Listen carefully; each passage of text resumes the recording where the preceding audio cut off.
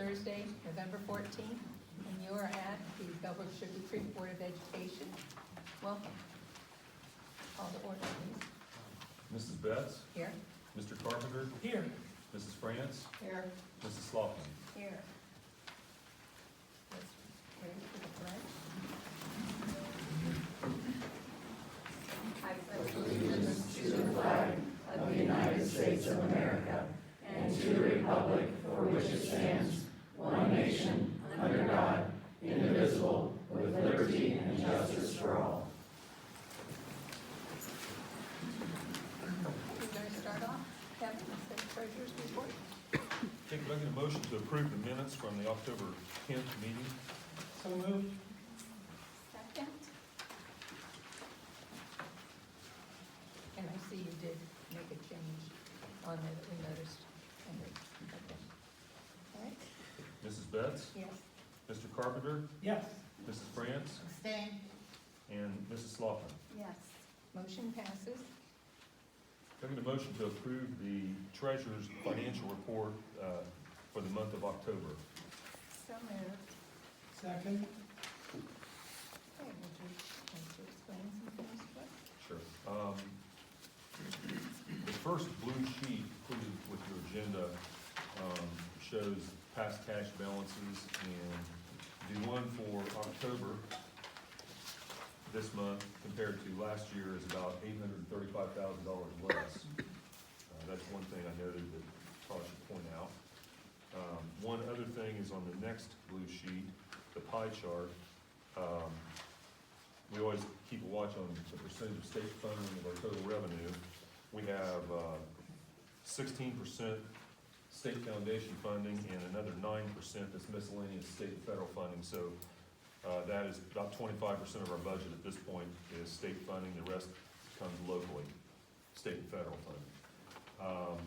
The only other thing I want to point out is the next, it would be the next sheet, the next blue sheet, that shows the budgeted column, the fiscal year date actuals, and then the percentage that is of that budget. And 33% of the year, fiscal year elapsed. We have, we're above 33%, at 33 or above in every one of our revenue accounts. That's just a timing thing. It's this time of year when the first half tax, or the second half tax settlement has already arrived. And then on the second sheet, the important lines are that salaries and benefits are barely under the 33% for expenditures.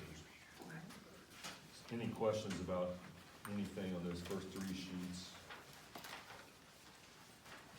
Any questions? No. All right. Roll call. Yeah. Mr. Carpenter, Yes. Mrs. France, Yes. Mrs. Sloughman, Yes. Mrs. Betts. Yes. Motion passes. Can I get a motion to approve a new student activity account entitled the Bellbrook High School Academic Team? So moved. Second. And as you said, this is a new account, and it's going to be run by Rob and Pam Schultz. Is that Yes, correct? yes. Okay.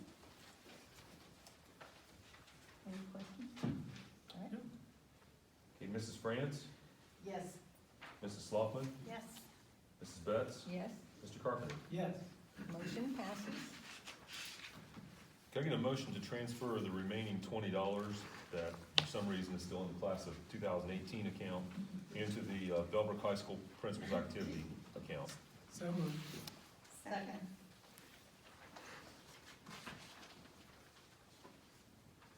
All right. Mrs. Sloughman, Yes. Mrs. Betts, Yes. Mr. Carpenter, Yes. Mrs. France. Yes. Motion passes.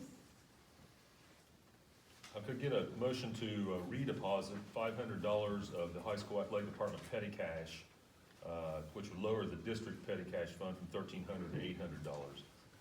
Can I get a motion? So moved. Second.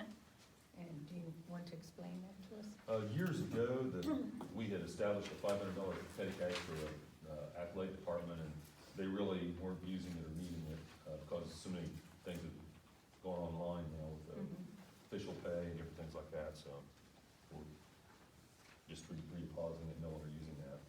Okay. Roll call. Mrs. Betts, Yes. Mr. Carpenter, Yes. Mrs. France, Yes. Mrs. Sloughman? Yes. Motion passes. Can I get a motion to approve an advance, which is a loan to be repaid in the amount of $250,000 from the general fund to the permanent improvement fund, and this will be repaid when we get our property tax settlement in February or March of next year, and the permanent improvement fund will be replenished and repay the general fund at that time. Okay, do I hear a motion? So moved. Second. Okay. Go ahead, roll. Mr. Carpenter? Yes. Mrs. France? Yes. Mrs. Sloughman? Yes. Mrs. Betts? Yes, motion passes. And, let's see, could I get a motion to amend fiscal year 20 final appropriations by the amounts shown there because of 4 federal grants that changed their allocation? When we get a change of Do I hear a- allocation. Hear a motion, then you can explain more. Yes. So moved. Second. Okay, would you explain that more? Yeah, just that we had budgeted an amount for 4 federal grants, and the allocations changed, so we have to amend our appropriations to get the line. All right. So is that saying that the grants were increased for us? Yes, I believe so. That's what I thought it was saying, but it's kind of like, I really want to be sure that's what. Right. Now, the Title III, that one is one that I didn't have on at all at the beginning, and now that's the 11,000 there, so the other 3 did increase though. But didn't you say that we don't get that whole 11,000? That's true. We That- have Part of to- that goes to Xenia. It's small, I think it's only 2,000 something, yeah, Consortium application. right. Oh, okay. All right, Thank you. Sure. roll call? Okay. Mrs. France? Yes. Mrs. Sloughman? Yes. Mrs. Betts? Yes, Mr. Carpenter? Yes. motion passes. Looking a motion to approve the 5-year forecast as presented with the agenda, which includes an estimated $1 million Phase 2 budget reductions, and then we'll explain that. Okay, can I get a motion? So moved. first? Second. All right. Okay, included with your agenda and also a handout for the public was over there. For the sheet, it's the 5-year forecast.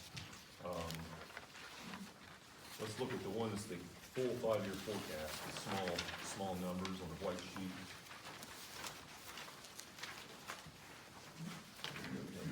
We have a summary on the screen over there of the important rows. Again, just an FYI, the forecast is the general fund only. And this forecast, as I said, includes $1 million in Phase 2 reductions.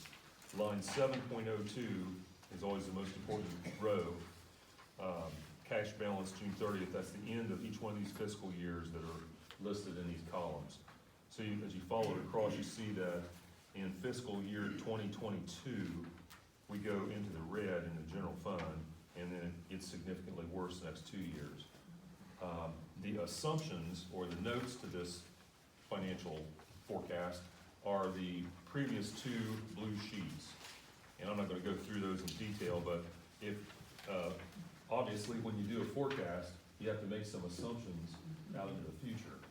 And you don't know if those are gonna be correct or not, but whatever the assumption is I make on this forecast, I put in the notes.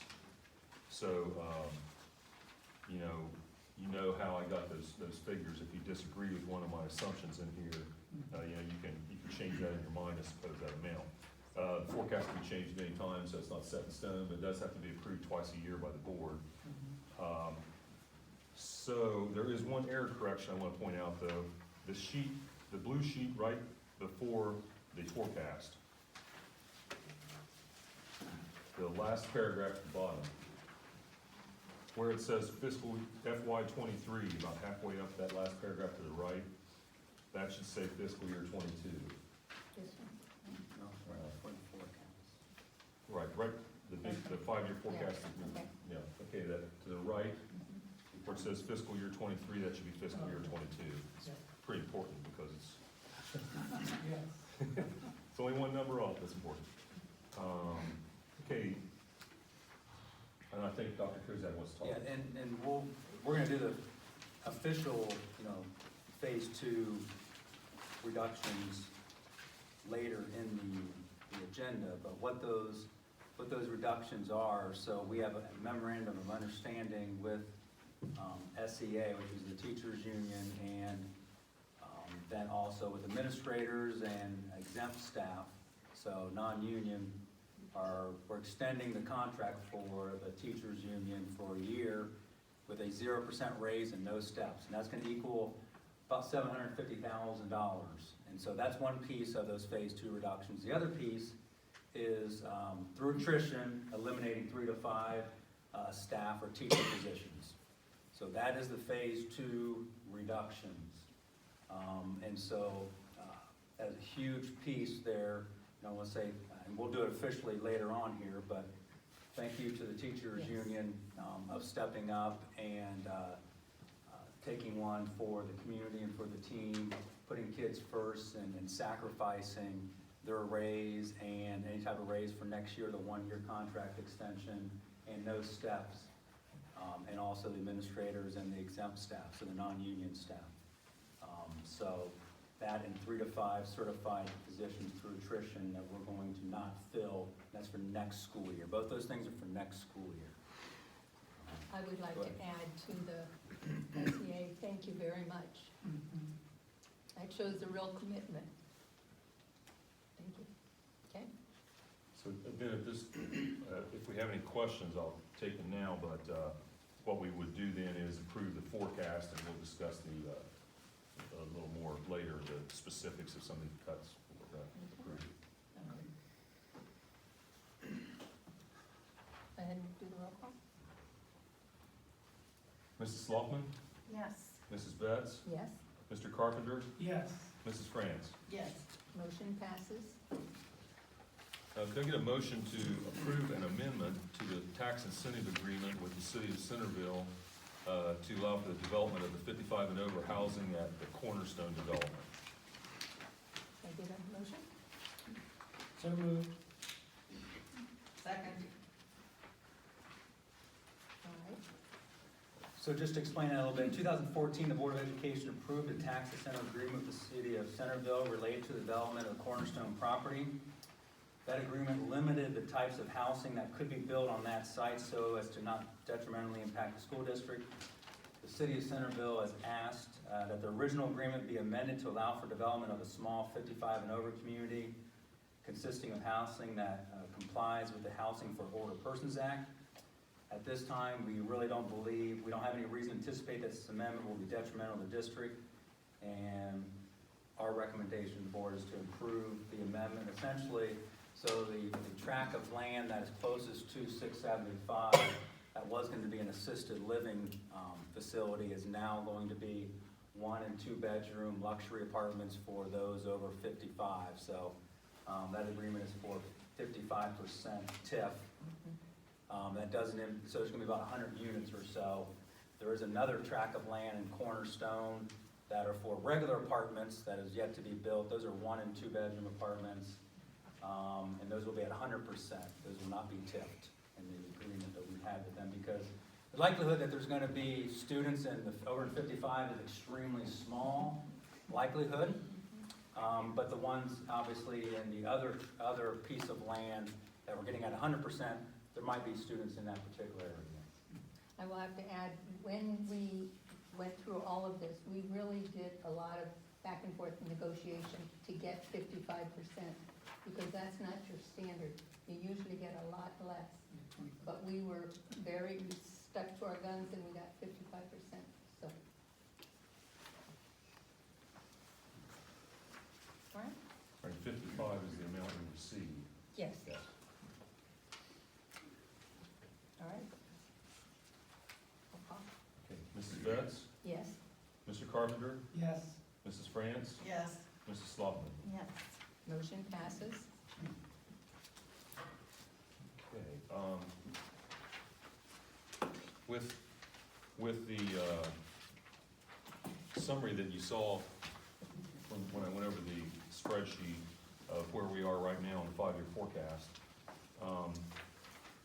we saw, as we looked through that in year 23-24 fiscal year, we're $11,600,000 in the red. And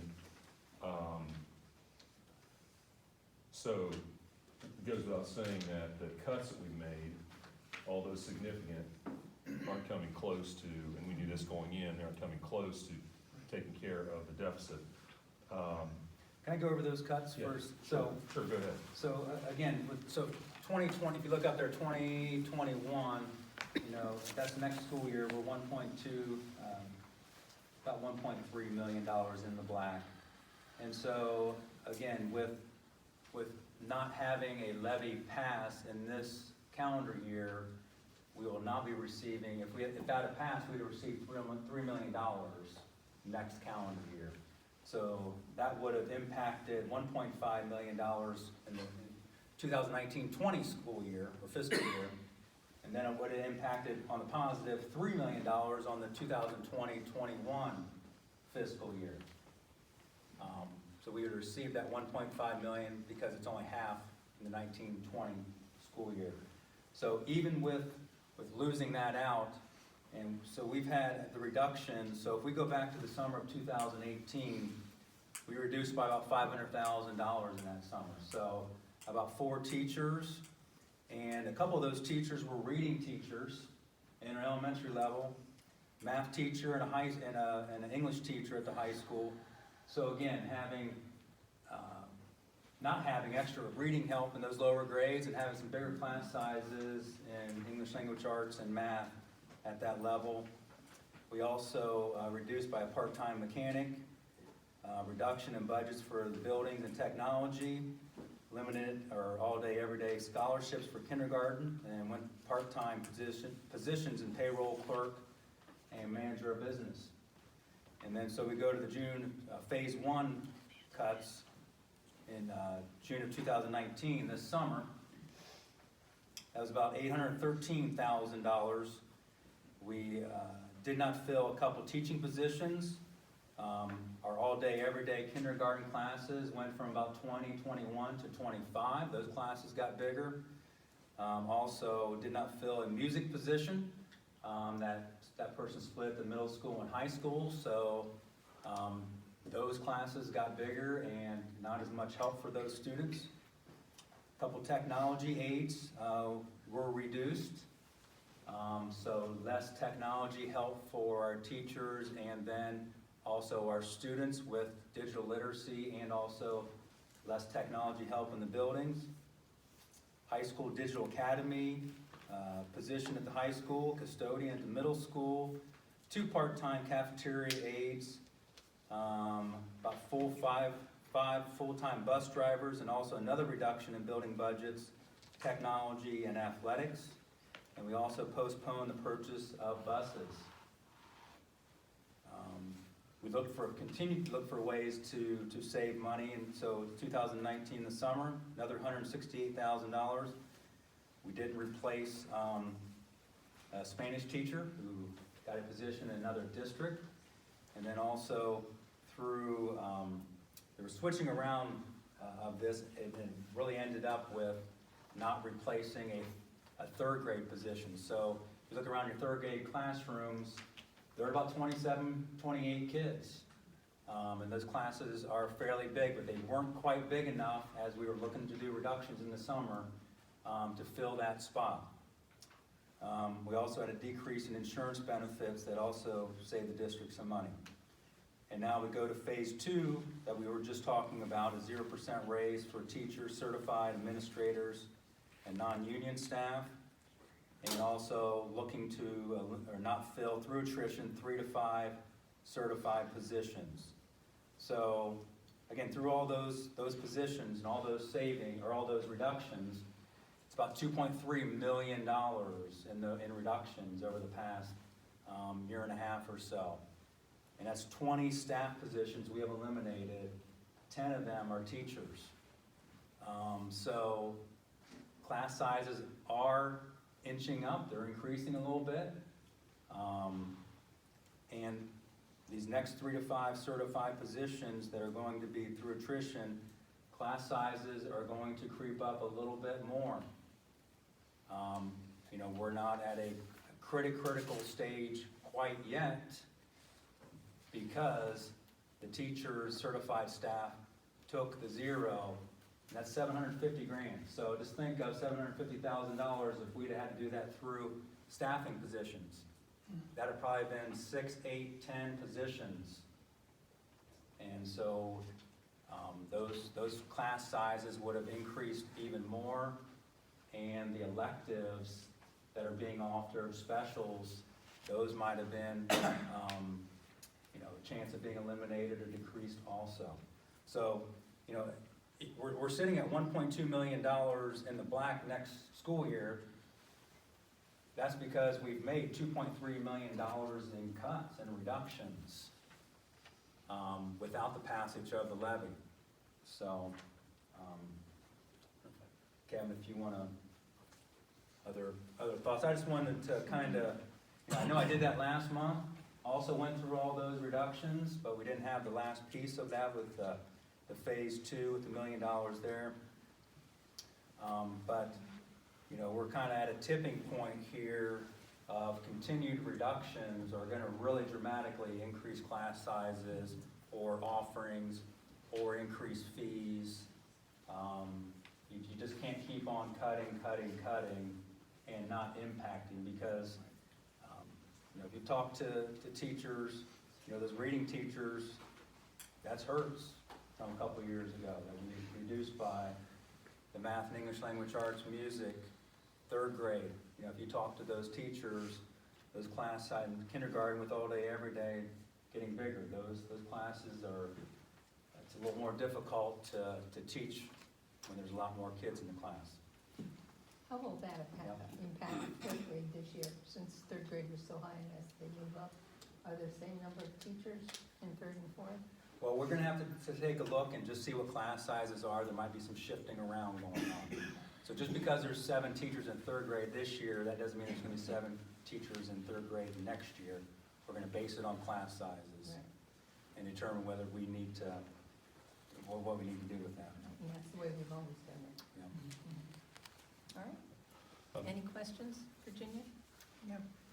Kate, at this point, we're just reviewing what we've already approved. So I just wanted to say that although it shows that we're in the black for 2021 at the end of the year, remember, if a district is raising money through a property tax levy or any kind of levy, you pass it in one calendar year and you don't see any money until you begin to get advanced draws in January of the following year. So if a levy is passed in March, it doesn't hit anyone's tax bill, and we don't get any money until January of 2021, which is, 14 months from now. So you got to get out in front of this stuff. You can't wait until you're in a year where you're going into red and then say, well, let's wait till 21, 22 to pass a levy, because then, or do something about that, because at that point, we're behind the game big time, so. Yeah, so as we're trying to look at different levy options and levy thoughts of, obviously we have 11 million, this is up here, this is with no levy passage at all, so we're looking at the end of the 5-year forecast at $11.6 million in the red, and we can't operate a school district in the red year by year. So trying to find and look through either income tax options or real estate real estate or income tax options of really being in the black, at least being in the black through the 5-year forecast. If that's not the case, then we would be coming back, in just a couple of years, if that's the case. So trying to look through, the different millage options for real estate, and also the different income tax options, because for income tax, they can only go in Quarter percent. So it's either got to be quarter, it's got to be 0.5, it's got to be 0.75, and so there's not as much, there's a lot more flexibility also in the real estate tax of that, where the income tax, like I said, it's got to be 0.25%. So 1/4 might be, or 0.25 or 0.5 might be too little, too less, or not enough, or too much, I'm sorry, not enough or too much. So you got to find the right balance there. But just trying to look through you know, we tried to pass an income tax in 2008. It did not go well at that point.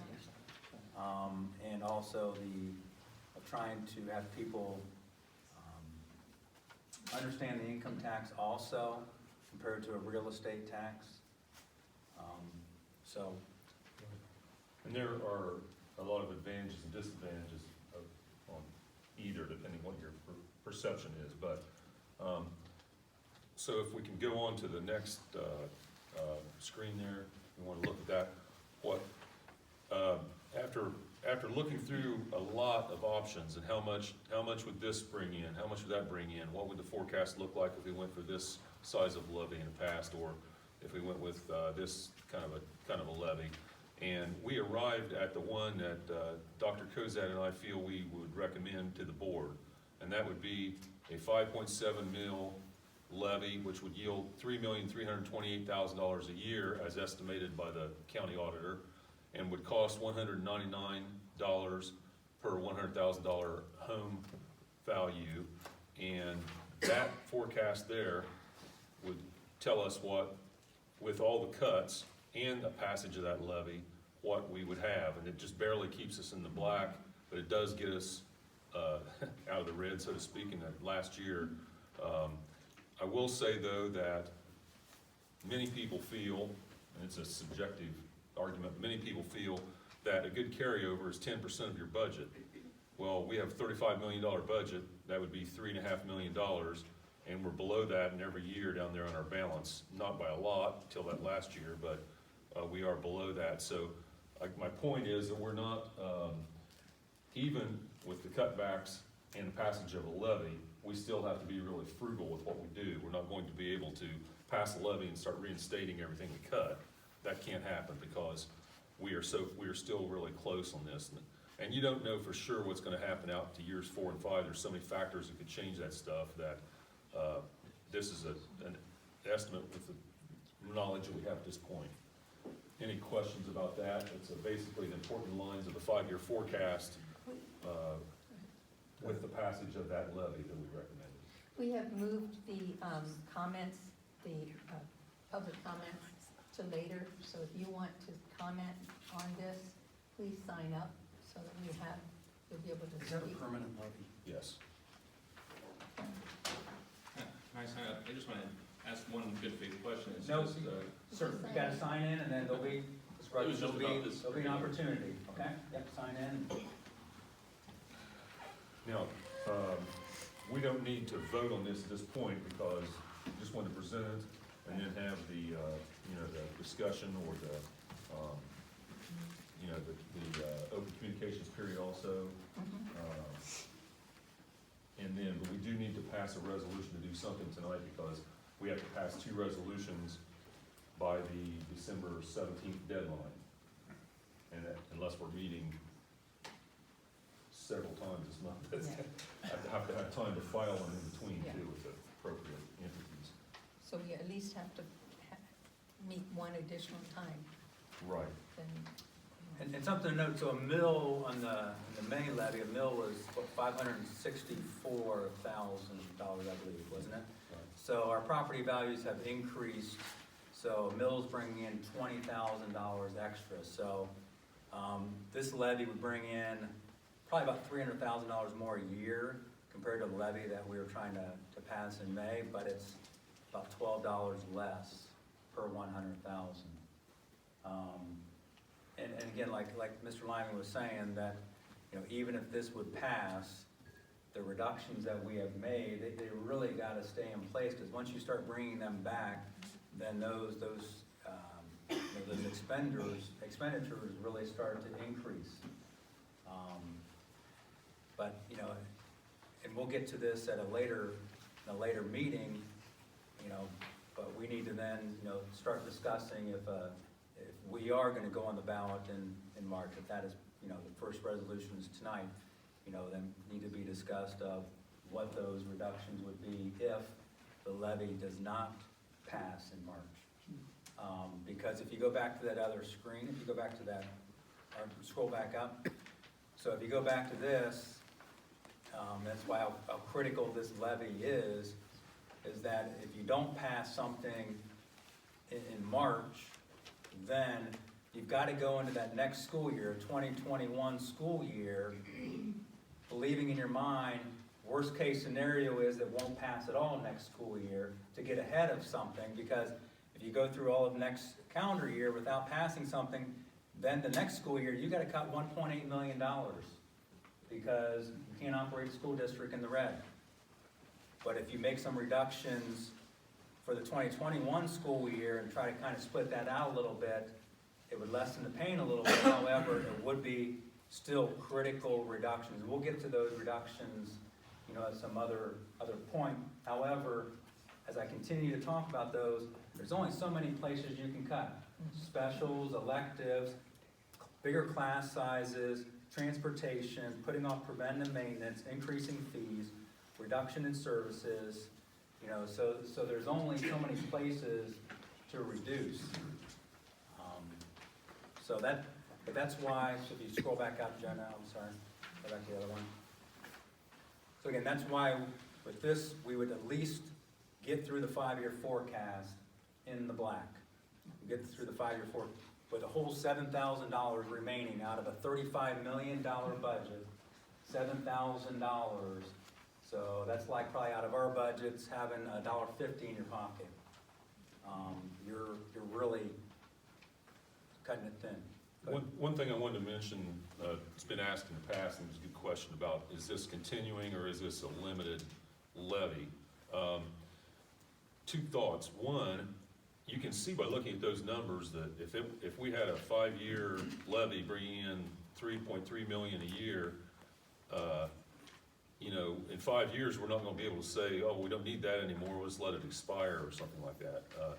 The other thing is that in 2006, we built a new middle school, passed a bond issue to do that, and in order to get our principal and interest schedule on that bond issue, Moody's came in and did a rating on the district, Moody's rating. And one of the questions they asked was, how many levies do you have that are limited, not continuing? Because basically, we're going to pay higher interest on that debt if we're considered riskier. And if we have, you know, a couple multi-million-dollar levies that expire, what happens if they don't pass? You know, that's the way Moody's is looking at it. Sure. And then our rating would be higher. Thank goodness at that point, for that rating at least, thank goodness, we had just a year before made our last levy continuing. And no, I mean, we didn't have any increase on that tax vote, just a continuing levy rather than a 5-year. So we got a pretty low interest rate on that large bond issue for the renovations of 3 buildings and the building of the middle school. And hasn't it been, we've refinanced since then, Yes. it's been reduced? 3 times. Yes, yes, so we've continued to save money every time we thought we could. Again, just, you know, go over the revenue piece, you know, it's generally flat line, not getting a lot of large increases from the state. Again, only 27% of our funding comes from the state. So only about $3,300 out of our 11.5. So it costs $11.5 per pupil to educate students in Bellbrook. 3,300 of that comes from the state. The rest of it comes from the local community. The state believes that we are a wealthy school district, and that's why they only give us 27% of our funding. Similar things in, you know, Beaver Creek and Centerville. You know, whether that's fair, we don't think it's fair. You know, we continue to talk to them. I think I mentioned this at the last meeting. You know, of people reaching out to them, Representative Perales, Senator Hackett, Senator Lehner. Actually, the Greene County Superintendents are meeting with Senator Lehner and Senator Hackett tomorrow in our Greene County Superintendents meeting, which we do twice a year with them. And I'll continue, and we'll continue to talk about, you know, the unfair funding, also the unfunded, underfunded mandates. Just an example, College Credit Plus, great for students, great for families, not good for the school district financially. I'm talking financially. About $100,000 that the school district paid universities for university credit. So why is K-12 paying for university credit? I mean, so that's an unfunded mandate. We had no choice in that. We have to do that. Students and families have that right, that choice to do that. We can't tell them no, but we pick up the bill for that. That's just one example. Not saying it's not a great program. It is a very good program, but if it's a great program, state funded. That's just one example. Special ed is another good example. $2 million unfunded, underfunded mandates from the state and the feds. We have no choice. We have to do that. So those are just two examples. They had about $3 million in unfunded, underfunded mandates last year. And the legislators, they just don't get the unfunded. They have a bill, some more mandates that they are trying to put down on us, without or with little or with no funding. So we continue to tell them, stop mandating things to us, or if you're going to make a mandate, take 2 away. If you give one, take 2 away. But they don't. They continue to put mandates on the school district. Go ahead. Could I comment on Yeah. the wealthiness of our district? The figures from the state of Ohio show that our per capita income in school districts, rating the 612 school districts, we are either 32nd or 33rd, whether you're looking at median or mean. But it's top 5 or 6% of all the districts in the state where we end up in our per capita income. So it's hard to make the argument that you should give us a bigger portion of the pie. So it's a big uphill battle to try to do that.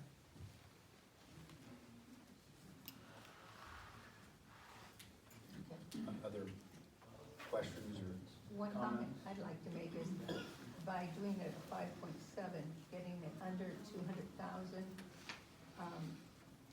is significantly less than we asked for last time. Under $200 per 100,000. Yeah. Right. Yep.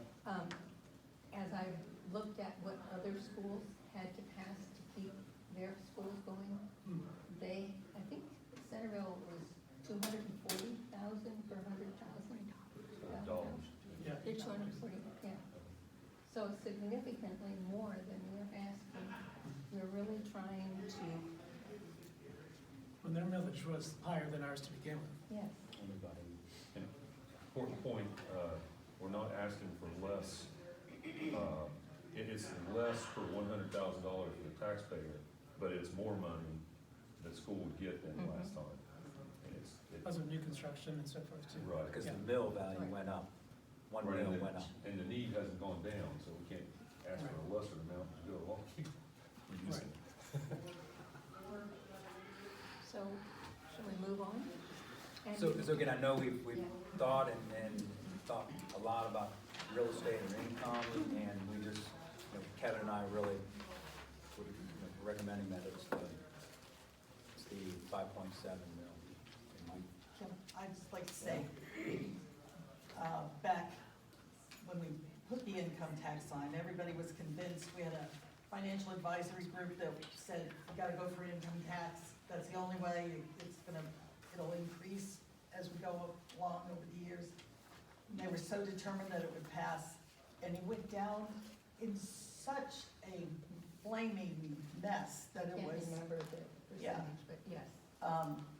We tried to educate people as to why it would be better in the long run, but people move here because they want their children to go to good schools. And the people that move here have higher incomes, and they don't want to have another income tax. A lot of people move here because we don't have an income tax. So, we are really, our hands are tied in how we can ask for money. So I think my vote goes for property tax if we need to get it, because I don't want to fight that fight for the income tax. I would agree with you, Mary. I dug through all my stuff and I pulled out some of the stuff that we had in 2008 for the income tax. And it sounds like it would be really good, but when you really read it and you really understand, it's hard to swallow. And the community didn't want it. At that time, our community was not half retired people living on Social Security. It's different now. It's important to note, this is not a city income tax. Right. This is a school income tax. Yeah. Similar to a levy, but not as much, and much more fair to retired people. We have to consider them. They were very afraid on a 7.5 mil levy, and they should have been. They can't pay it and need to leave their homes. We need to be sensitive to this portion of our population. I encourage you to sign up if you would like to speak during our open communication period. Shall we go on?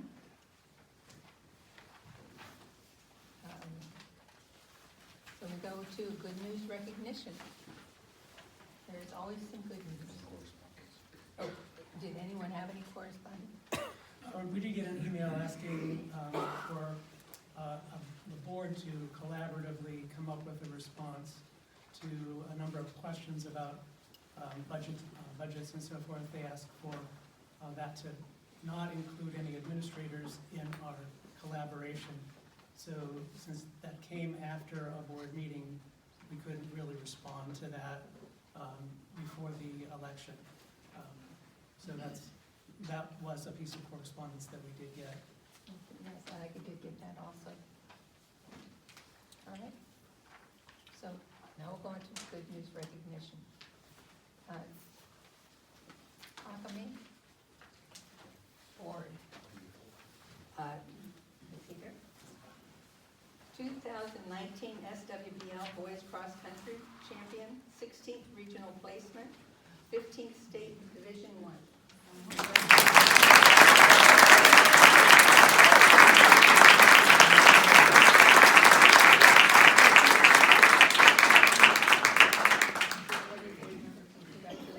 And then if you want to say something, introduce your parents.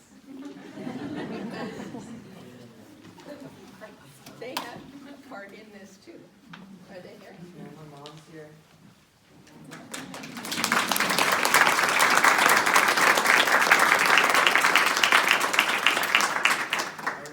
I would like to thank my teammates and the community members who had pushed me and supported me through the season.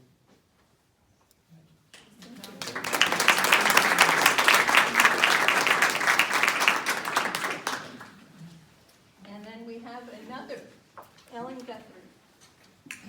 Ellen, 2000.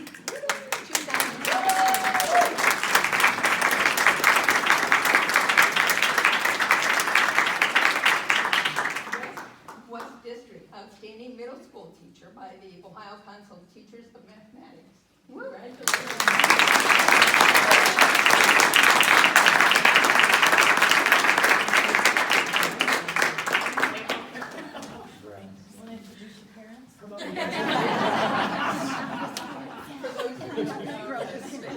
It would be nice for you to, only because they did come here to support you. Parents never leave. My parents are here also.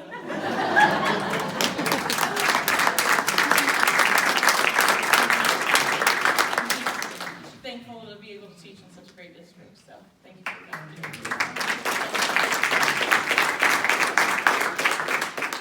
It's people like that that make our district what it is. I get choked up.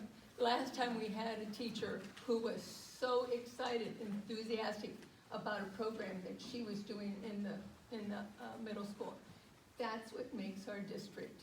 And I really, really, really appreciate that the teachers have realized and have come together to help us with our finances. Okay.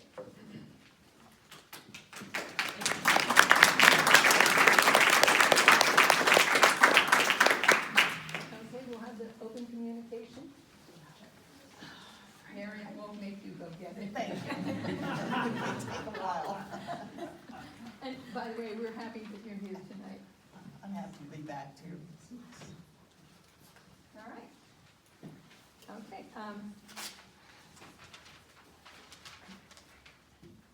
I'm going to start with Len Rack. My microphone today? Thank you, and Mrs. Franz, thank you, welcome back, haven't seen you in a while. About 3 meetings ago or so, I was up here, understanding that there was a shortage on the board, so I offered my information, because I'm really wanting to help the school district do better in all its areas, the teaching, the finances, students, the whole thing, because I had 3 of my 5 kids graduate from the school district. But I haven't heard anything back, so I don't know. What I'd like to find out or have you address is what your plans are to fill that one position, that one vacant position for that board member who is, I guess, ill or something like that.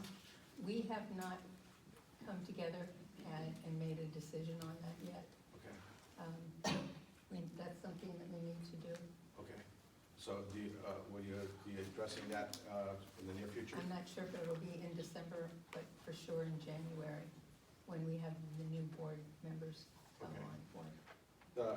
The other thing I didn't put on the docket there is when you were, because this came up tonight, when you, Dr. Kozad, when the leadership starts working with Mr. Perales and the other state leaders, I heard you say that there's discussion with them, but in the past few months, I've never really heard any feedback into what they're saying and what the plan is. If there's just discussion, what is the approach to pursue some forward movement on addressing those funds and that we should be getting? And so in the future or tonight, I'd like to get some feedback on what Mr. Perales is telling the board or anybody else as to what the way forward is with those funds. And if it's just going to be a stalemate, if you will, then what's the next step? Is the district considering any sort of legal action against the state? There's different things that I'm thinking that we could be doing, so. I'm just pleased that they've agreed to come here and talk with us and hear our concerns. And we'll see how that goes and what they have to say at that point before we decide what the next step is. This has been a long process, and Right. we continue to go there and talk with them. I've seen Mr. Perales this past summer at the meeting down off of Washington Mills, and it would have been nice for him to at least talk to the people, but I haven't heard anything back. That's what will be coming up. Okay, thank you. Thank you. All right, Mr. Stafford, would you like to speak next?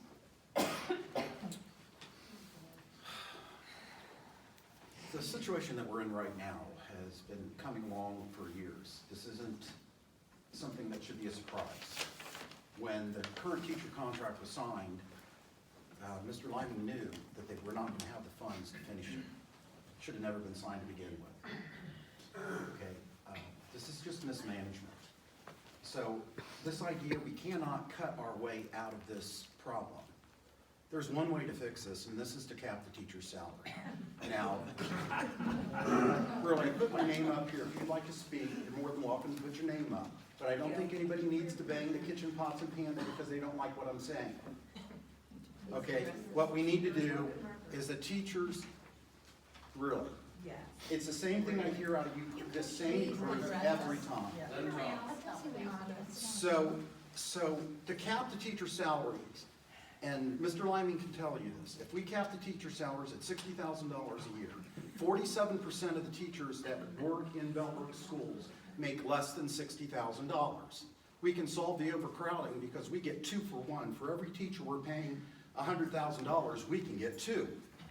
If Mr. Lyman would run the numbers, we'll see that we don't need 11. Now, this is a temporary situation because unlike anybody else in this room, I have a litigation plan. I have talked to the legal experts, some of the best people in Ohio, about how we can get this money out of the state. It's possible. We believe that we can get somewhere between $8,000 and $9,000 per student and get a 3-year clawback for the difference between what we're currently getting paid and what we're going to get paid. So I'd like to invite Mr. Liming and Virginia, if you would like to call me, and the new board member, Ms. Long, to call me, and we'll sit down and talk about how we can do that. Because currently, the idea that we're going to go and talk to the state does not work. We cannot bring any other school district in with us. We can only worry about Bellbrook Sugarcreek. So the money is available and we can get it. We cannot do what's always been done. And that's the idea. We're going to talk to our legislators. You know, Mr. Perales is on his way out.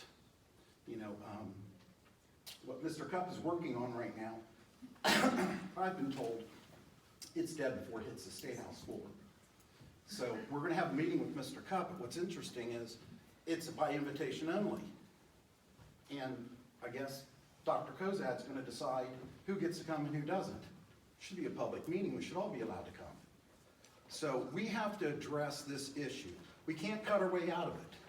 And as far as putting on the levy, never going to pass.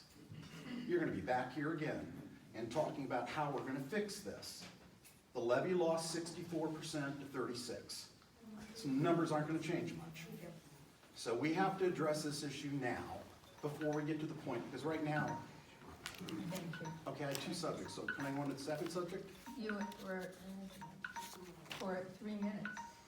Right, I had two subjects on there. It's 3 Go minutes ahead per for subject. Okay, go ahead and start your second subject. Okay. Dr. Kozad seems to be at the center of everything that I've got going on right now.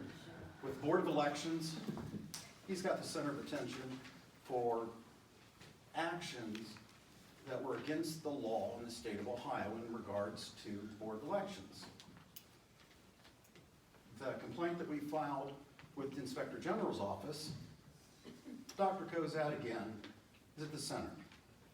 And then recently we filed a criminal complaint against Dr. Kozad with the Sheriff's Office and the senior prosecutor for illegal spending of public funds. So at this point, I think it's time, and it's clear from the evidence that we've been posting and getting, that it's time to fire Dr. Kozad. We won't Really? be able to address anything that's. I don't expect you to. Right. I just would like to make one comment. We have, I think, 77% of our teachers have masters and years of experience. They would not stay, and I wouldn't blame them. Well, this is, And if we were a they business, deserve this would be the pay. bankrupt. You're bankrupt. You can't afford to pay those that you don't have the funds for. Okay? So when the state, as Mr. Lyman pointed out, are we in a caution now? Are we in a caution yet? Not yet. Okay, because once we go into the caution, then eventually when we go into a state of emergency, the state will come in and void every contract that we have. And they will force this reduction in the pay. It's the largest amount of money. It's almost 90% of the budget. Now, no one likes to hear this, but we should never, the only people that should be angry, or the audience should be angry with, are the people sitting at this table. You're the ones who approved these contracts with these teachers, knowing full well you did not have the money to complete the contract. And the only way that you could do that is if the levy passed. So the contract should have never been signed. So now we're in a situation where we have contracts with teachers we can't afford to pay. We've gone back to this first topic again. Okay, Thank you for thank you. speaking. Okay, Rosemarie Edwards. That's me. All right, good. Hi. Yeah, so I'd like to, I guess, present my confusion about how the budget works. And these, I'm Would you sorry. come am I up supposed to here move? so that we can hear you better? Yes. So these cuts are very painful, and I don't think anybody likes them. But was my understanding that one of the major reasons that the levy failed was because the communication wasn't there. And I really appreciate you presenting more information to the public, this whole budget sheet here. That was a lot of information to present to us, and I appreciate that. But it still leaves a lot of questions, and I don't know, like, what would satisfy the other people who feel that they need more information, but for myself, there are still many, many, many questions that have not been addressed yet, and it would be very beneficial if more of these things could be open. So I'm just gonna throw out some of the things that have been confusing me ever since this discussion started like months and months ago. One of the things that is brought up is that the 27% from the state, well then if we're getting $3 million from the levy, how does that work? So just explain the difference between getting money from the levy. Do we get the whole levy? Every dollar that goes to the levy, does that come to the school? How does that compare to the 27%? When you guys showed the budget and those two different versions of the budget, were the cuts on the budget or not? That wasn't clear to me, but showed that the cuts on the budget. Yeah, they were. It says on there they were. Then this new subdivision, okay, well, we'll look at that later. The new subdivision, I don't want to run out of time. The new subdivision with the 55 and older, aren't we getting taxes from that? So I look at that and I say, wow, that's a lot of money, no kids. That's a lot of money into our coffers. So more information on that. Also the new houses that were built, they're very expensive houses. Aren't we getting a lot of money from those? Every year my property taxes go up, which I'm assuming everybody's does, as does the school budget. Aren't those moving up in lockstep? Like, why is the school budget increasing faster than my property taxes? And those are my questions that I have right now. So that would go a long way, at least to helping me understand why there's such a problem and how a levy would impact the budget. Thank you for letting me speak. And you have those questions, concerns? Jennifer?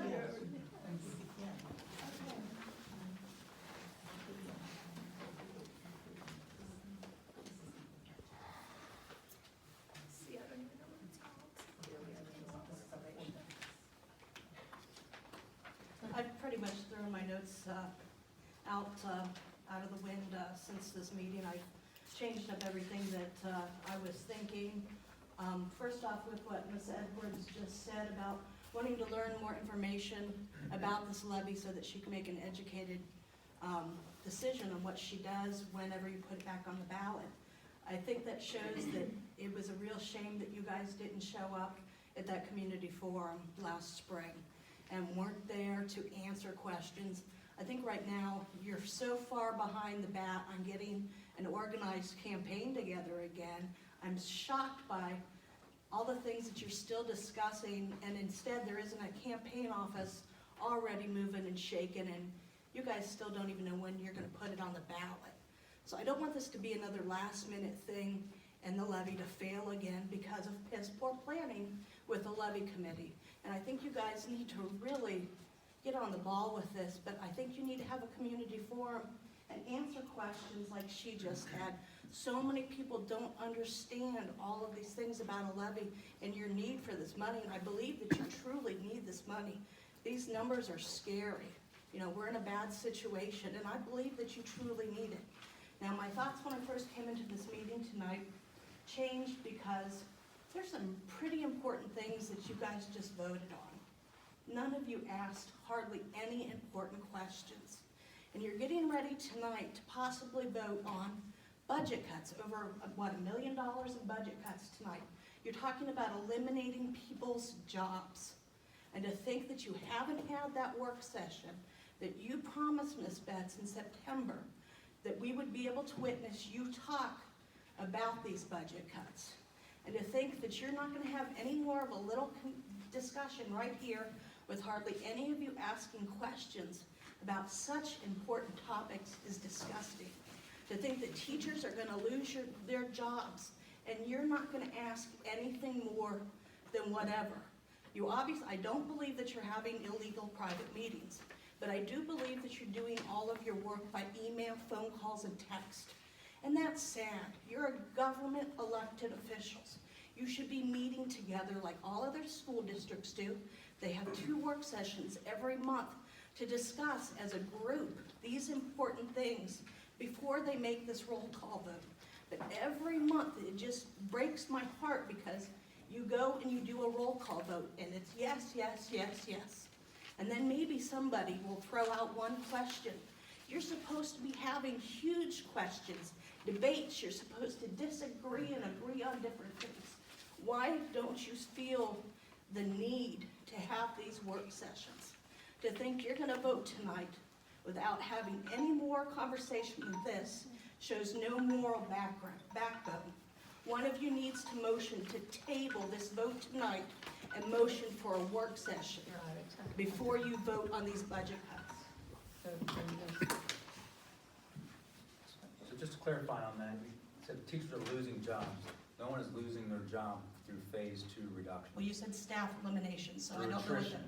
Through Okay, attrition, all that right. means people are retiring, people are resigning, and we are not filling that But position. it's still a pretty important topic, correct? Yes. Right, but we're happy that it's being done that way. Oh, I'm not There's disagreeing with nothing that. for I'm us to saying, discuss. I wanna see you guys work and discuss and really work together, because I know you can do it. When you just a few minutes ago said you might have another meeting, you all kind of balked at like the idea, oh God, I'm gonna have to go to another darn meeting. I'm sorry, but that's what you were elected to do. Hey, you're fine with that. Well, you're not having those meetings. Kevin, would you Why are like to other get him to districts talk? having, why are those voters more important than us? Because they don't get them paid for it. Hello. So it's about pay for you. I mean, you're not even showing up to the meetings, you need to be. She was sick. Leave her alone. I'm sorry, but she was gone for how many You're- months? You're out of order at this point. Well, they're all out of order Everybody too, is out correct? of order. Kevin, would you like to take the floor, please? Thank you. I'm going to read, because I got some rather complex thoughts here I want to convey as efficiently as I can. The Bellbrook Sugarcreek school system is facing a severe fiscal crisis brought about by the combined effects of Ohio House Bill 920, the failure of the state of Ohio to fund the school systems according to law, and simple inflation. While some cost-saving measures are prudent and necessary, as with any large organization, they are at best a Band-Aid that would delay the inevitable funding shortfall caused by the issues I just mentioned. The proposal to cut or cap teacher salaries and benefits is advocated by some to address the school system's financial needs is utter nonsense. Our teachers are appropriately compensated for the valuable service they provide. In the near term, a levy will need to be passed. That said, this may revert us to the model to date that has resulted in our community's exceedingly high property tax burden, which places us in the top 15% of the country. Such a high property tax rate brings great hardship upon the elderly and others in our community that live on a fixed income. It's time for change. Please consider that BSS gets just approximately $2,300 per student from the state of the approximately $11,500 spent by the district. An increase of just $1,000 per student from the state or other sources would likely obviate the need for the upcoming levy. I would like to urge the school system to only put forth a levy that is for a limited period at the lowest possible millage. Hand in hand with that, the school system should seek creative alternatives to funding our school system. Why a limited term levy? A limited term levy would give time for alternative funding sources to be sought and hopefully obtained while alleviating the current fiscal crisis. A limited term levy would also signal to the community a willingness to seek an alternative to our ever-increasing property taxes. At passage of a limited term levy, the clock would begin ticking, which would motivate not just the school system, but the entire community to find a funding source solution before the limited period levy would expire. If a permanent levy is put forth, I believe it may fail as before, and the school system will face a guaranteed crisis with extremely severe consequences. If a permanent levy were to pass, the community should be mindful that the school district will return with additional permanent levies every 3 to 5 years for the reasons I covered at the beginning. I believe a limited period levy would likely pass if combined with the message and evidence of seeking alternative funding sources. If during the time the limited period levy is in effect, the community unites and effectively seeks additional state funding or funding from other sources, then the need for hefty recurring property taxes will come to me. Thank you. And Mike Bruggeman?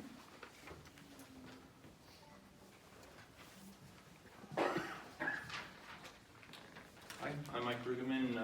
I talk maybe 2 out of every 3 meetings, so you may recognize me. But I'll preface this with saying that, as always, I love the principals and the teachers and everything that we've always encountered in the school district. I have 2 young sons.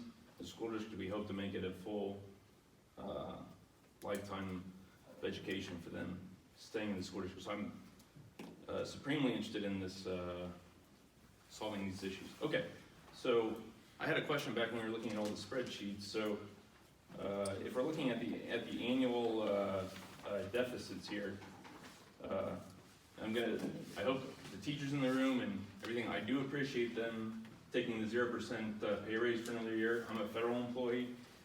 We've had 0% pay raises over the last 4 or 5 or 6 years off and on. I know it always feels like a punch in the gut that I'm not being valued by my employer, federal government. And we all deal with inflation, right? So that being said, so looking at these, I noticed the revenues stay essentially flat and actually grow a little bit. The expenditures obviously do increase, and those increases are due to, let's see here, for FY20, we have about $28 million for salary and benefits, going up 3 years later up to, 24 million, going up to 28 million in salary and benefits. So that's an increase over 3 years of about 17%. So that's about 6% a year that the salary and benefits will go up over the next 3 years. So I know we've talked about our reductions in staffing, and again, I appreciate the 0%. Believe me, I do, but I just want to know with your forecast, why, or what are the assumptions that are made that are causing a 6% increase in the staffing levels? That's really what causes, that 6% is the red line as we go across. So I think that's the part that would help us understand. So where are you looking on this? So looking at 3.01 and 3.02, so personal services and employee retirement and insurance benefits. So that's 24 million there, the first 2 lines, and then for FY 20 or 21, and then going up to FY 24, it's 28 million. So that's an increase of 4, so that's a sixth, so about 16%, 17%. Should I answer that question? I can answer. If you can answer it quickly. 2 quick things. One, after this pay freeze for the teachers, I've not built a pay freeze in for the coming years for employees. But the big thing is, on that second line, our medical insurance benefits, the cost of medical insurance has skyrocketed. It's like 24% this year. And prior to that, most years are like 4 or 5%. And it says due to prescription drug increases and experience, we had some large usage this year. So All right. that's why that one went up so high. Does that help? Well, so I would hope that, again, being a federal employee, I know how it feels. Yes, I would hope we would give teachers, their cost of living increase every year. I think people deserve that. And so that's part of maintaining a standard of living. But yeah, so 2 to 3%. I was wondering where the 6% came from, because that's what that's what causes the red across the board essentially. So yeah, I was just wondering if the assumptions is just for the forecast, for the 5-year forecast, are we predicting to maintain a reduced staffing level? Are we predicting to come back up after 2 years, back up to our current staffing level? Is this factoring in a new contract? I just don't know what the assumptions were that We cannot reinstate things that we have cut and still balance. And we can't assume that the teachers will accept another contract the second year. We haven't gotten there. So we can't assume that. So I assumed after this year of freeze that they would get the same increase that they've got straight on out. And then I also, on that second line, that's the big hit where we, like I mentioned, the medical insurance increase.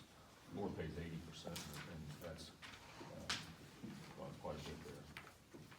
Again, those amounts are about $750,000 a year. So that doesn't make up the $11 million that's gonna be there without, it's up there. Right. All right. Well, but I mean, it's $4 million a year for 3 years. That's what comes up to the 12 million. The 11 million is not an annual deficit. That's a cumulative deficit. Right. Right. Right.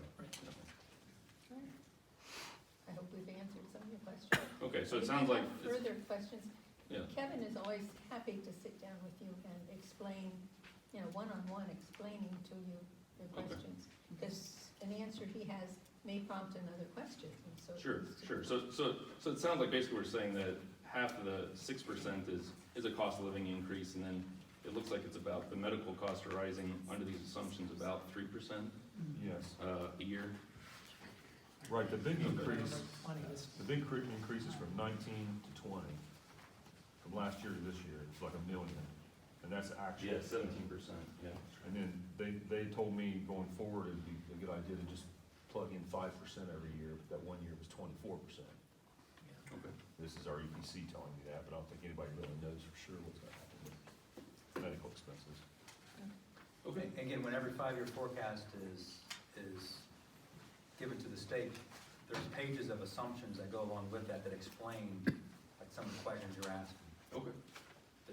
It's included in the 5-year forecast. Some of the things that Kevin's explaining, those are in there, explained.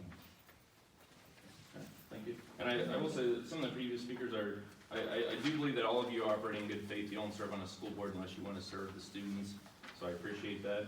But I do I'll agree just with other, stop at 3 minutes. Okay, yeah. yeah, so I do agree with other folks that we need to, We're gonna have to go on. okay. Sorry. Thanks, Mike. Okay, we're gonna go to, new business. No, 7, resolution, district finance.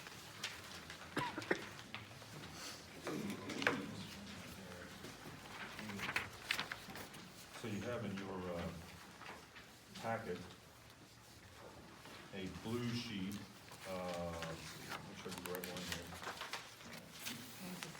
Yeah, it's right after the 5-year forecast options on the white sheet. It says in the blue sheet, property tax resolution at the top, resolution declaring a necessity. This is the first of 2 resolutions where we have to ask the county auditor basically to certify to us the millage that the dollar amount that would be yielded by a certain amount of millage. And then, so this isn't binding us to do this. This is just the first step that's required.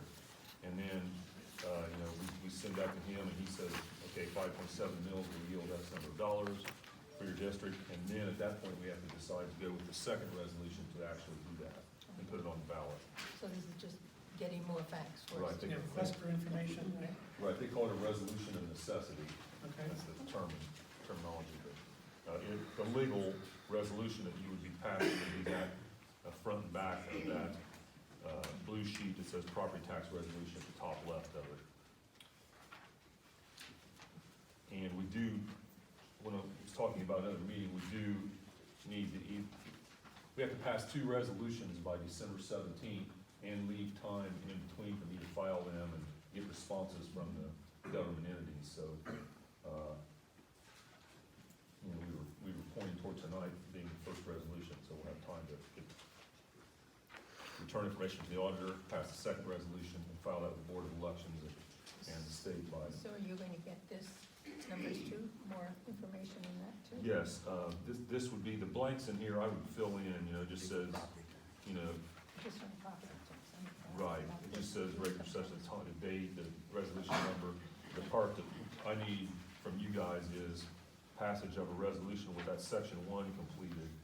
And if you want to do the 5.7 mils as we recommended on if we want to request the county auditor to tell us precisely what that would yield, although he told me a month ago what he thought it would yield. That's what I reported up there. Well, then I make a motion that we send the request or the resolution of necessity to the Green County Auditor for 5.7 mils to get the information back on what the valuation is. So we can determine what our next steps are. Do I hear a second? I'll second it.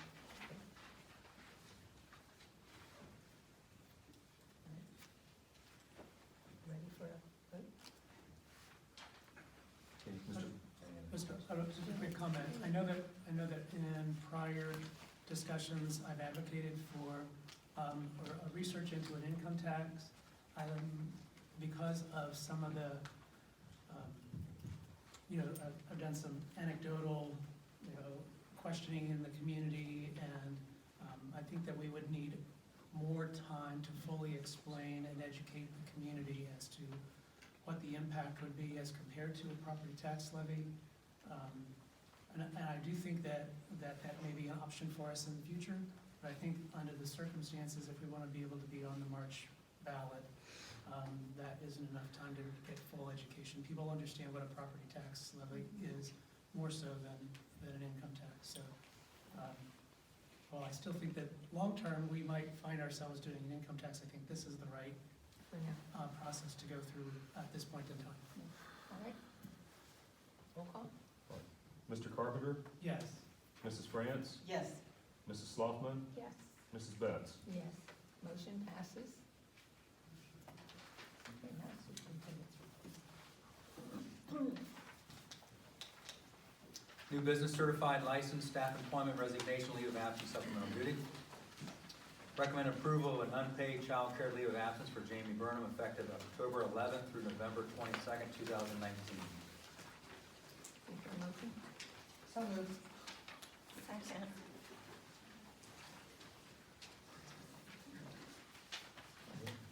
Mrs. France, Yes. Mrs. Sloughman, Yes. Mrs. Betts, Yes. Mr. Carpenter. Yes. Motion passes. Recommend acceptance of supplemental duty resignations from the following: Tess Rivero as junior class advisor effective October 15th, 2019. Gene Johnson as head girls cross country coach effective 11/18/19. So moved. Second. Okay, are there any questions, discussions? Okay, roll call? Mrs. Sloughman, Yes. Mrs. Betts, Yes. Mr. Carpenter, Yes. Mrs. France. Yes. Motion passes. Recommend approve the following supplemental duty contract for the 2019-20 school year: Lindsay Allen through Deborah Schweden. So moved. Second. Any questions? Mrs. Betts, Yes. Mr. Carpenter, Yes. Mrs. France, Yes. Mrs. Sloughman. Yes. Motion passes.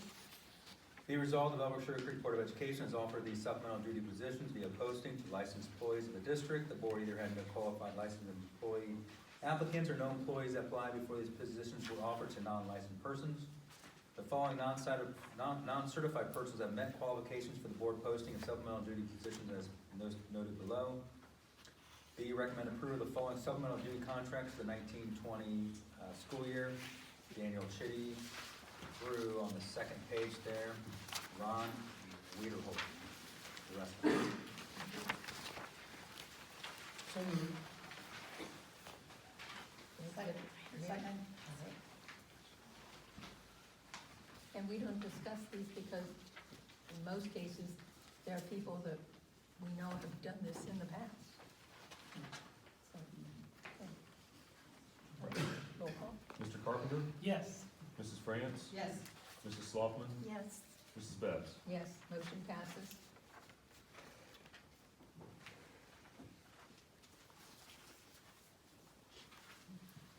Recommend approval of the following supplemental duty volunteers for the 2019-20 school year. We have Donald Tharp, and then on the hand carry, we have Chad Beck for high school head girls track. Yeah. So we added one person to that number 5. So moved. Second.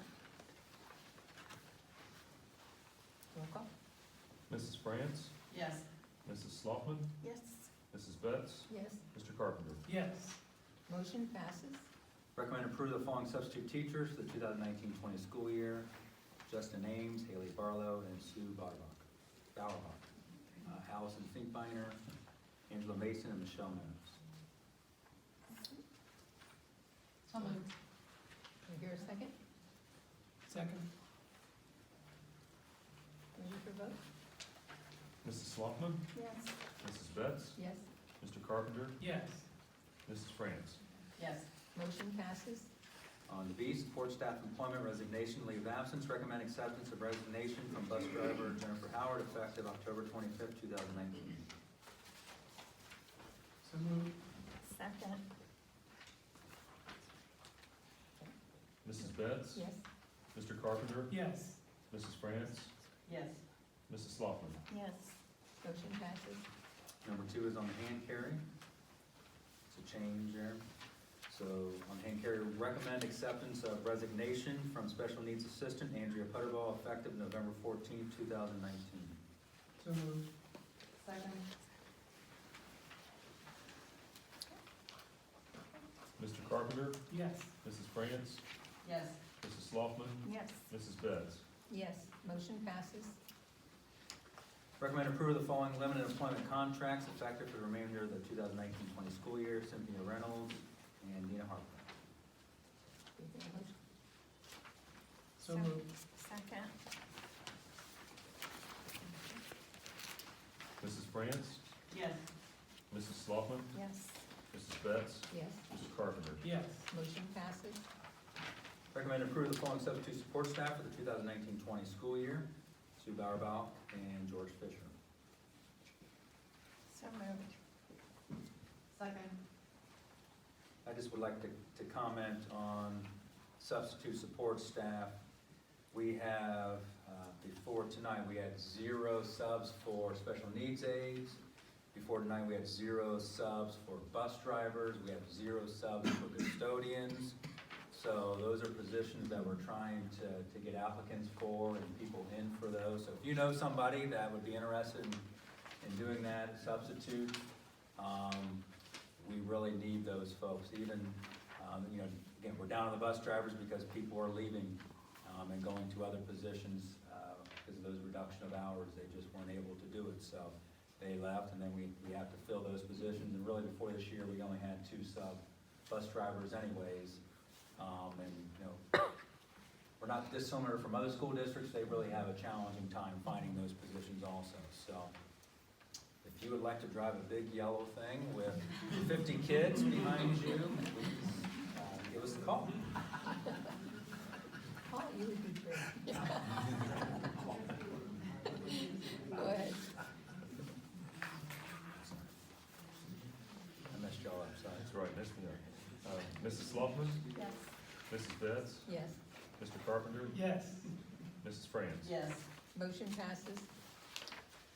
All right, board policy revisions, additions, recommend approval of the following revisions, additions to the Board of Education policy, all of them except, we're gonna take out 5460 graduation requirements.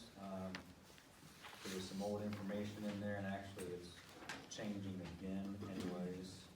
So we're gonna take that out, and we'll come back to that at a later point in time. So everything except 5460 graduation requirements. This is the second read.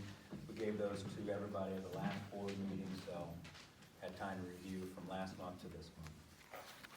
So moved. Second.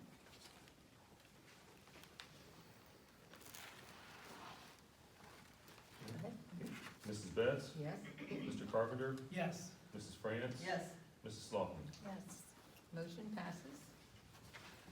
Recommend approval of a special meeting date of the Bellbrook Sugarcreek Board of Education to be held December 3rd, 2019 at 7 p.m. in the large group meeting room at Bellbrook Middle School. So moved. Second. Now that we know we need it.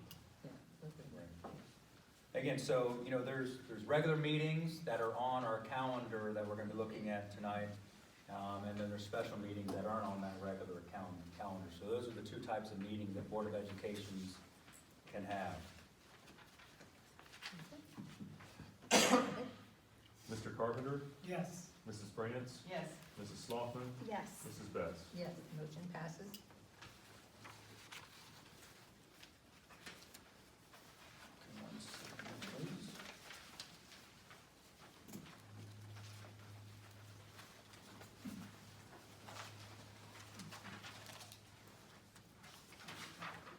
Next, E, memorandum of understanding. So recommend approval of memorandum of understanding between the Bellbrook Sugarcreek Board of Education and the Sugarcreek Education Association for a 1-year extension of the current master agreement through May 31st, 2021. Need a motion? So moved. Second.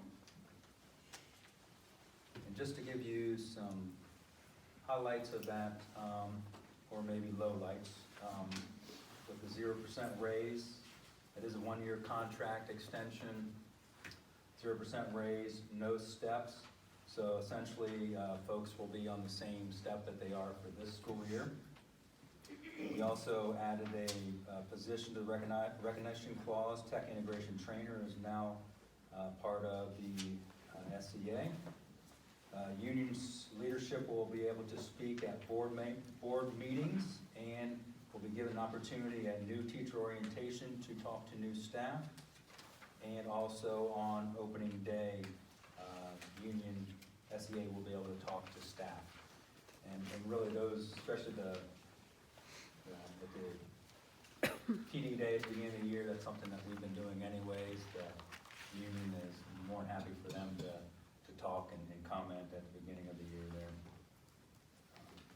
Make sure maybe we can hope up there. Also, in there, at immediate family, so there's a sick leave fund.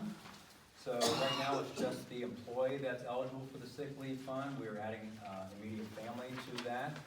And essentially what the sick leave fund is, if someone is out of sick leave completely, they're out of sick leave, and now them and or now their immediate family, if there's a serious accidental injury, emergency surgery, or catastrophic illness, they would be able to apply to this sick leave fund, and a committee made up of the teachers and administrators take a look at that information, and then according to the contract here, we'll give them a maximum of 30 days of sick leave extension, or 185 days over the life of their employment in the district.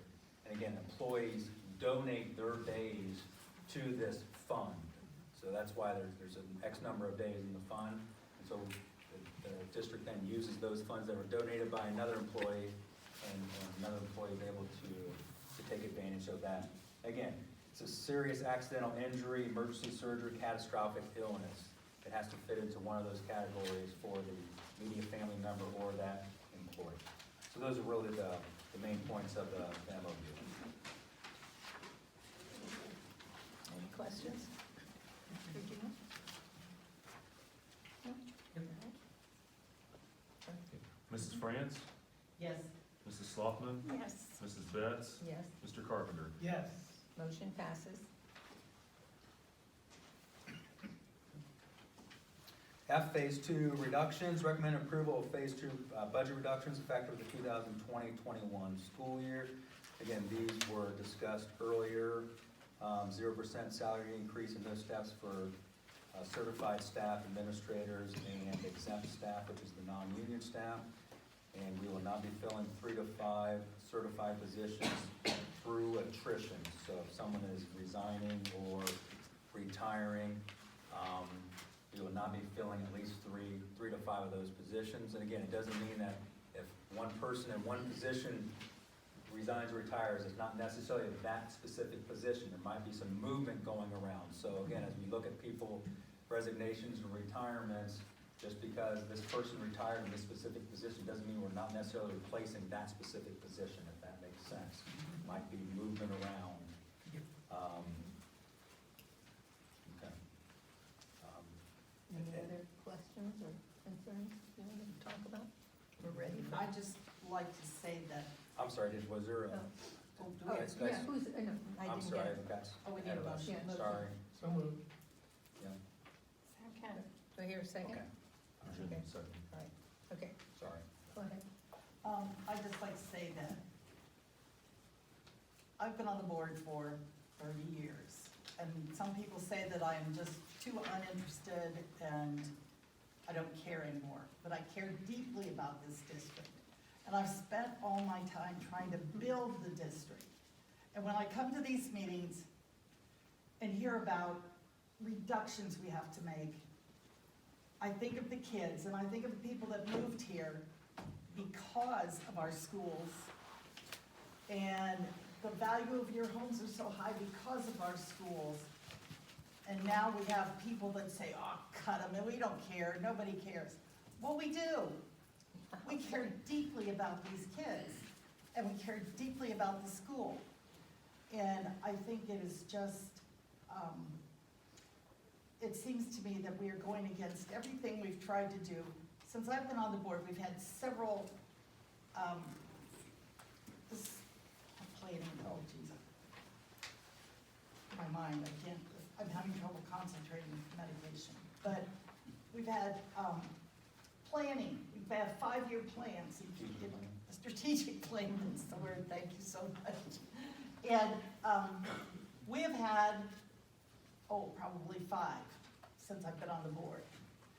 Every single strategic plan we have had has had an item to get finances for the district. And we have had committees of business people and community people. And they have worked very hard to try to come up with some alternative funding sources. Schools cannot just go out and collect money however they want to do it. Our hands are tied by the state. We can only do certain things. So we've had, every year we've had a financial advisory group trying to help us find extra funding. The state was found 20 years ago out of compliance on school funding. And the Ohio Supreme Court said you have to find a different way to fund schools. They've just ignored that. So they're not going to do anything if one little superintendent from Bellbrook, Ohio goes to them and says, we need more money. Well, they're going to say, too bad. And experience has been that they don't really listen. They just care about what they care about. And then we've had, in a strategic plan, we have had on curriculum, every time we have an item on curriculum. And one of the big things, and then one the teachers always want, is smaller class sizes. And we've been working and working and working towards smaller class sizes over the years. Now we have to go up to 25, 26, 7 people in a class. If you were one of these teachers and you have to deal with all of these children, 27 crammed into a room that's not really big enough for 27 kids, you know, it's really tough on them. So people that don't appreciate the teachers that we have just don't understand anything about education. Because we have dedicated people who work hard every day. And it just kills me to have to vote to cut positions. Our STEM program was just honored with an award. Anybody starts talking about cutting STEM, I'm gonna really fight that one. And just all these extra things that our kids have, that the parents want them to have, but we have to pay for those things. And all of our activities are expensive. So I just want you to know that it really hurts to have to vote on this. None of us are taking this lightly. I say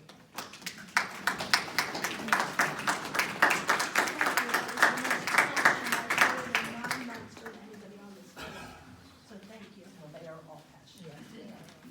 As I've been going through things that I have collected over the last 20 years, I have a box like this of strategic plans. And you're right, there are similar things in every plan. And I look at the people who have worked, community members who have worked on that.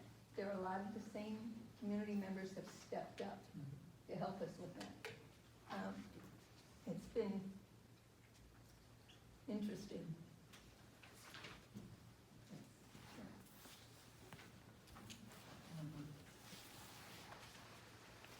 Okay. Vote.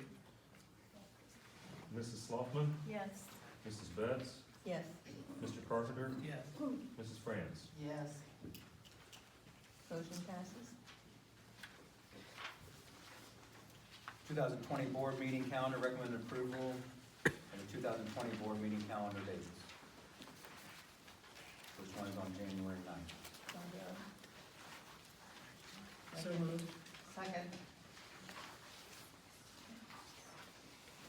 Have we confirmed that our meeting time works for Mrs. Long? I have it. Is that yes? Okay, it's the second Thursday of every month, like it is now.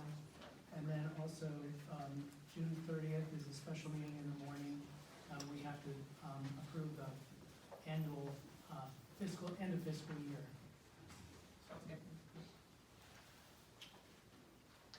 Yeah, we try to, in every semester, so twice a year, be at each school. I know we really like being at the middle school here, but we're gonna try to take the show on the road here also. So we're at the high school in January. Next month, December 3rd, we're back here, sorry. But then the regular December meeting is at BCI. All right, Mrs. Betts? abstain. Mr. Carpenter? Yes. Mrs. France? Yes. And Mrs. Sloughman? Yes. Motion passes.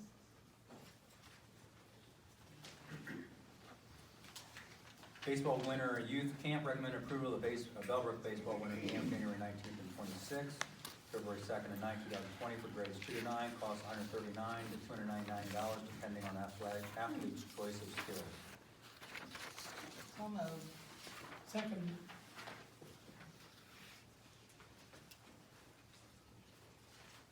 Mr. Carpenter? Yes. Mrs. France? Yes. Mrs. Sloughman? Yes. Mrs. Betts? Yes. Motion passes.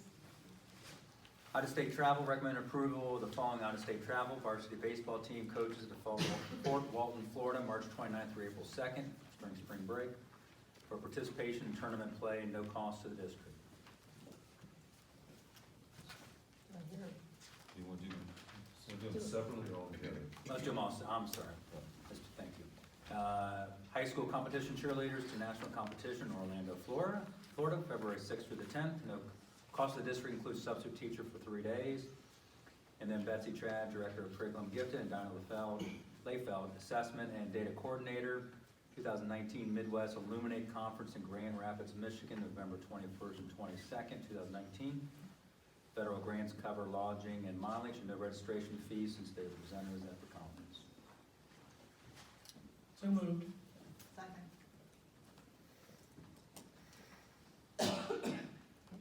Mrs. France? Yes. Mrs. Sloughman? Yes. Mrs. Betts? Yes. Mr. Carpenter? Yes. Motion passes. Items of information, discussion. High school indoor track and field participation, January through March of 2020. Number 2, state school funding presentation by State Representative Robert Cupp on Monday, December 9th at Bellbrook Middle School. Still trying to work on a time on that. If we're thinking 6:30 to 7. Hosting of this meeting will be a joint effort between Bellbrook Sugarcreek, Beaver Creek City Schools, and Representative Perales. When we had a discussion through Representative Perales, they were limiting the number of seats through that. We're confirming that, and if they do not have a limit of seats, then we're good. We'll open it up. Or Cup? Perales is organizing it since he's but Representative Cupp is presenting. Okay, you don't have Paralysis name on here? No, okay, I'm sorry. But we're working through Perales since he is our representative here. So is that likely to be in the cafeteria? Well, it depends. So they're wanting a limited number. If that limited number would be in here, if they are unlimited, then we're gonna put it out in Oh, okay. the cafeteria. The plans are also to do some type of Facebook Live or some type of live streaming for it also, especially if it's limited. That way, if it is limited, people are able to see it through the live stream. Right. Still trying to work out the full details of that. But again, so that's a piece of, of this education and understanding part that not only this district, but other districts are wanting more information about is the state funding. And they, Cupp and Patterson were sponsors of a bill in the last session, and they are trying to get another one. I believe it's still in committee at this point. Still trying to get that to be a new model of state funding. So trying to explain that and getting support for that. The pieces of that, however, it's similar to the one that was done last spring. We got a simulation of what those costs were. I think the 1 year was $600,000 extra for our district. They did each district specifically. and then the second year, I believe, was $750,000. So again, does $600,000 in 1 year and $750 help? Yes. Does it solve the problem? No, it doesn't. It makes it a smaller problem for us, but it doesn't solve the problem. But the key missing piece of that is they didn't know where they were getting that money from.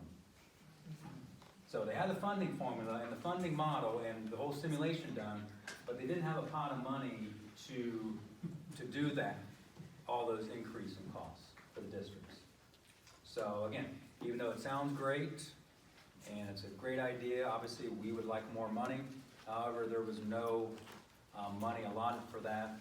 And they do have quite a bit of money in the rainy day fund. I think, I don't want to misspeak, but it's a lot of money that they have in that rainy day fund.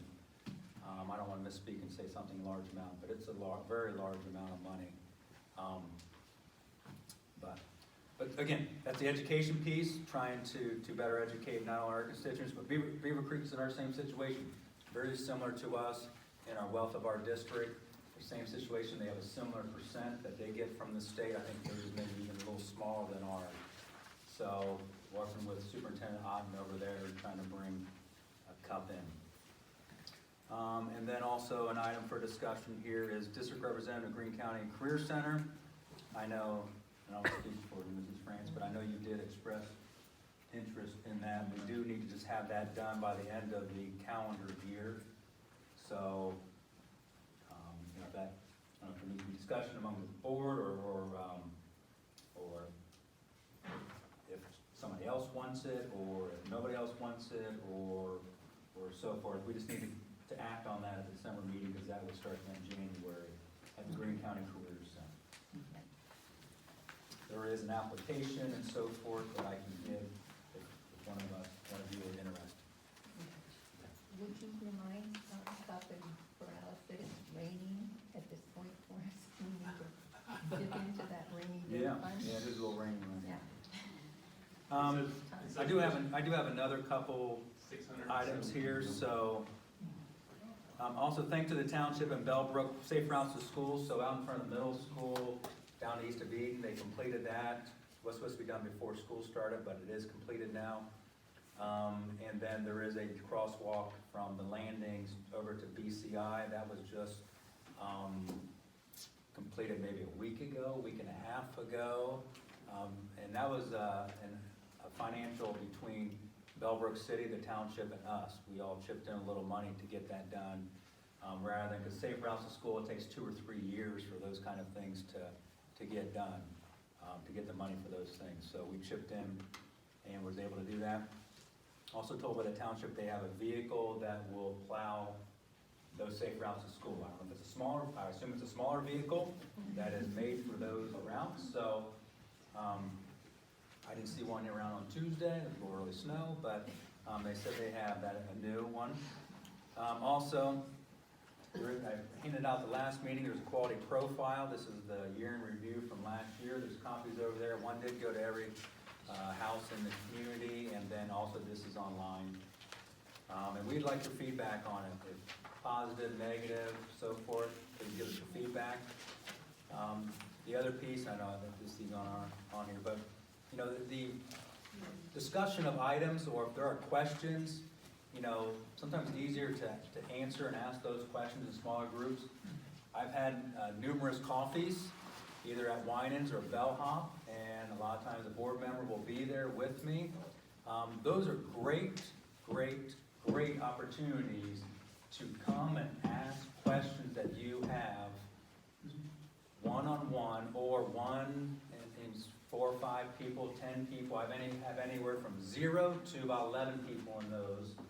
We've done some at night for those people that work during the day. We've had some at 5 and 6:30, and we've had them at 7:15. The next one is November 19th at 8:15. That's at Winans. Again, we just sit around at a table and you ask questions, or we just talk and discuss what's going on. So there are opportunities to ask questions in small group and get those answers, or if we don't have those answers for you at that point, we can come back and get them to you. Or if you have suggestions for reductions or things, you know, as we look towards the future, again, I talked last time about reductions of possibilities and tonight about, whether it's increase in class sizes, which we don't want to do, decrease in specials election, or electives, which we don't want to do, decrease in transportation, which we don't want to do. But we've got to, there's only so much money there, you got to do some of it, but feedback to board members or to myself or Mr. Liming or at a coffee, giving me and a board member that's there feedback on what your preference is on those. Those are ideal times for that. Okay. Thank you. Executive session? Yeah. For the purpose of considering employment and compensation of a licensed public employee for ORC 121.22G1, and for discussion with the board attorney issues that are the subject of pending or imminent court actions for ORC 121.22G3. There will be no board action taken, and I'm going to invite Karen. We would like for you to join us, as well as our attorney, Tabitha. Maybe I'm